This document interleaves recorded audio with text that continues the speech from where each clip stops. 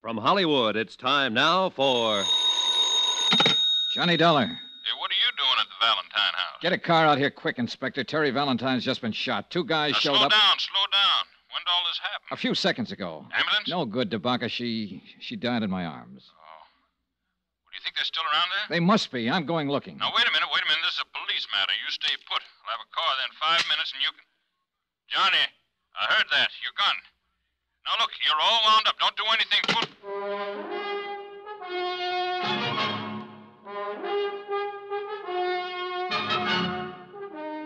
Tonight and every weekday night, Bob Bailey in the transcribed adventures of the man with the action-packed expense account, America's fabulous freelance insurance investigator. Yours truly, Johnny Dollar.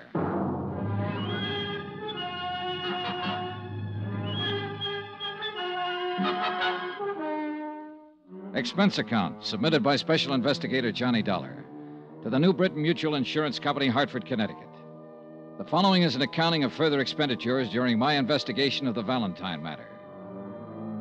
Dan Valentine, ex-gangster, and, of course, your policyholder. But then his wife was killed, too. Then his lawyer. Then his daughter. The girl that I... 30 seconds after Terry Valentine died in my arms, I was stumbling down the gravel path that led from her house to the road. It had all happened so suddenly, I can't say that what I did from there on or what I felt was entirely rational. All I know is I hadn't heard a car leave the area, which meant the two killers were still somewhere nearby. Then, in the dim light, I saw the car. A man was climbing into it. Hey, stop! Stop or I'll shoot! Stop!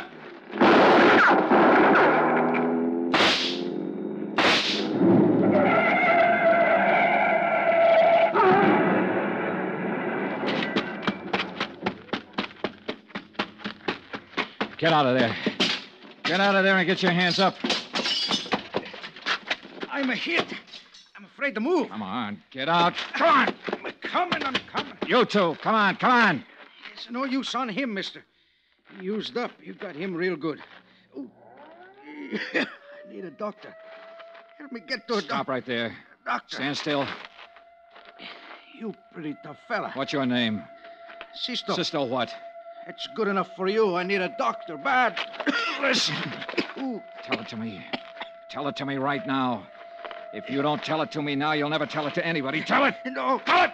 I need doctor. Tell it! I die first. Johnny! What is this? Who's he? He's going to kill me. He's going to kill me. Now, you better give me that gun, Johnny. Estate will take care of him. Thanks. I should have done it. I wanted to do it. I know, son. Come on, let's get out of here. But I didn't get out of there. I waited around while they dug the body of the other man out of the smashed-up car, and while they carried the still, limp form of Teresa Valentine away. She was the third member of the family who had died violently within 3 days.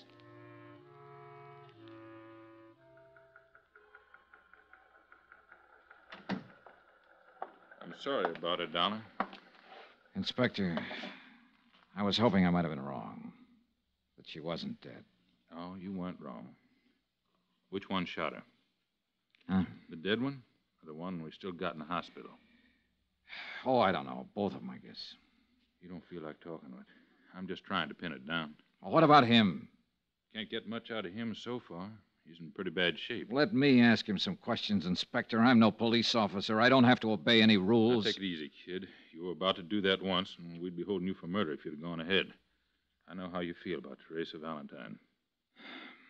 Has he said anything at all? Nothing. We found papers on him and the other one that makes them brothers, Sisto and Darby Chianti, from New York. So far, there doesn't seem to be any connection with the Valentines. But people like Valentine make a lot of enemies. But that girl doesn't figure.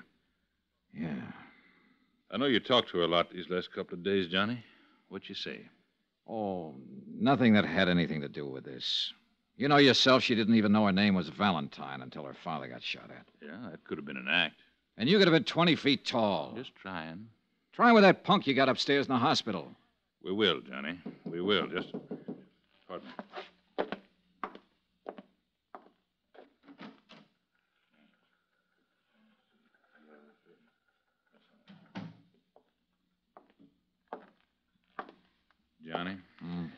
bad news. Maybe I spoke too soon. Why? Sisto Chianti died 5 minutes ago. Expense account, item 10, $10, car rental. I went out to the Valentine house once more.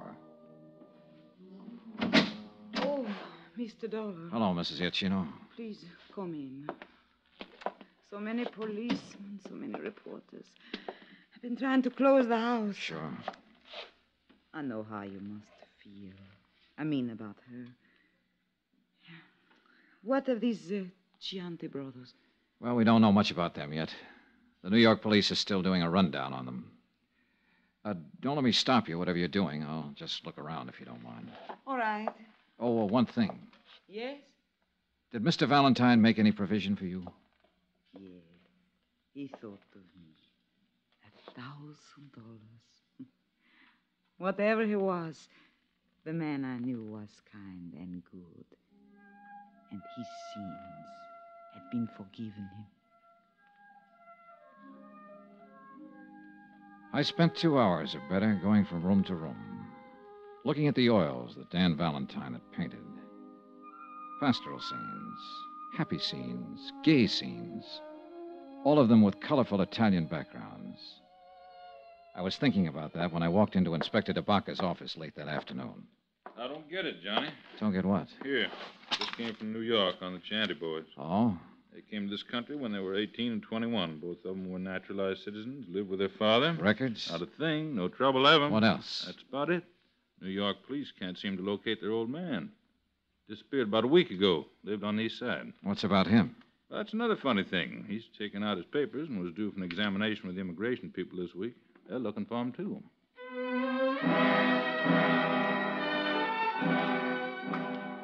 We went out and had dinner together and talked about the case. It had been a strange one. The deaths were useless, the motives unknown. I parted company with Inspector DeBacca and went back to my hotel to trouble it out with sleep. About 11 o'clock, I had a phone call. Johnny Dollar. This is DeBacca. Old man Chianti just showed up at our city morgue and wants to take his 2 sons back to New York for burial. 20 minutes later, I was standing in the coroner's office while Inspector DeBacca led a small, wizened old man into the room and sat him down on one of the chairs. Mr. Chianti, it's Mr. Dollar. How do you do? Mr. Chianti? I read about you. You killed my boys. Is it so? Yes. They'd killed 4 other people. I know. But Why did they kill the Valentine family, Mr. Chianti? Why did they kill Conrad Webster, the lawyer? Do you know why? see, I know. Then tell me. They're all dead now. I'm still alive, Mr. Dollar. He refused to talk about his sons or any of their activities. DeBacca held him to answer to the immigration officials. He remained in his cell, silent and noncommittal to all visitors, including the chaplain. I appeared before the coroner's jury the following morning and was cleared of any charges. Pietro Chianti still had said nothing.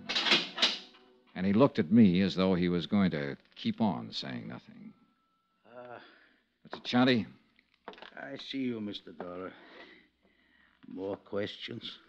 Dan Valentine's wife was your daughter, wasn't she? Wasn't she? All right, you don't have to admit it. I have a copy of the marriage license right here. It came from New York this morning. She was my daughter. Is that all you have to say now? I no talk. Then I will, Mr. Chianti. Because your daughter, Mrs. Valentine, had a daughter herself, Teresa. A lovely, wonderful girl that your two sons killed. I happen to know that girl. I might have been in love with her, I don't know. But I do know. She had to die, too. What? This Conrad Webster, Mr. Valentine, and my own daughter and granddaughter, they had to die. All bad. You? See, I order it. You ordered it. And who are you? God? I am the father. When a daughter Marries a bad man. Only bad can come from it. The granddaughter was then bad. He come to our village many years ago. Take her away. He and the man Webster help him. It lived with me. The stealing of my own flesh and blood. All this time it grow inside of me.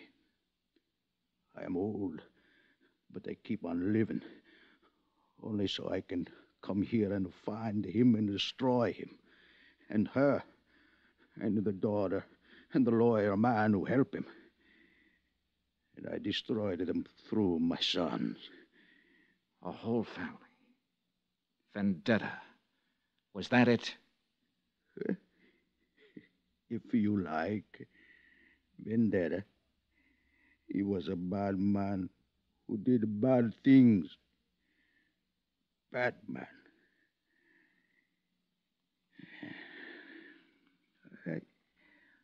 I smoke now. You have a cigarro, eh? The disposition of old Pietro Chianti is up to the Immigration Department. I didn't stay around New Orleans to learn the results of all the extensive examinations that would have to be completed to test his sanity. I'd had enough of the town. Expense account, item 11, $140.20, hotel and board. Item 12, $28, car rental miscellaneous. That includes flowers to the Valentine family. Item 13, same as item 1, $175. Transportation back home. Expense account total, $1,290.38. Remarks? Whenever I close my eyes, I can see a lovely girl standing at the bottom of a long, curving stairway, smiling, because I'm in the room. That's all. Yours truly, Johnny Dollar.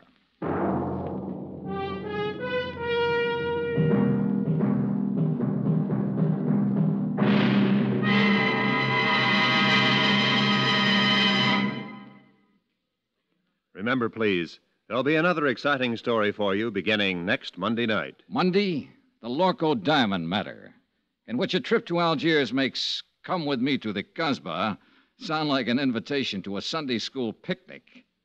Join us, won't you? Yours truly, Johnny Dollar.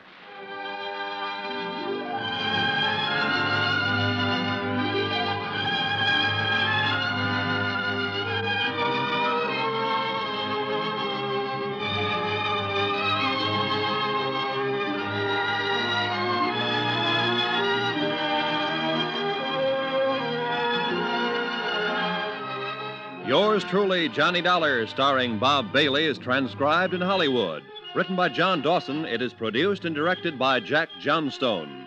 Heard in this week's cast were Lillian Baeff, Betty Lou Gerson, Barney Phillips, Will Wright, Forrest Lewis, Marvin Miller, Jay Novello, and Jack Moyles. Be sure to join us on Monday night, same time and station, for another exciting story of Yours truly, Johnny Dollar. Roy Rowan speaking.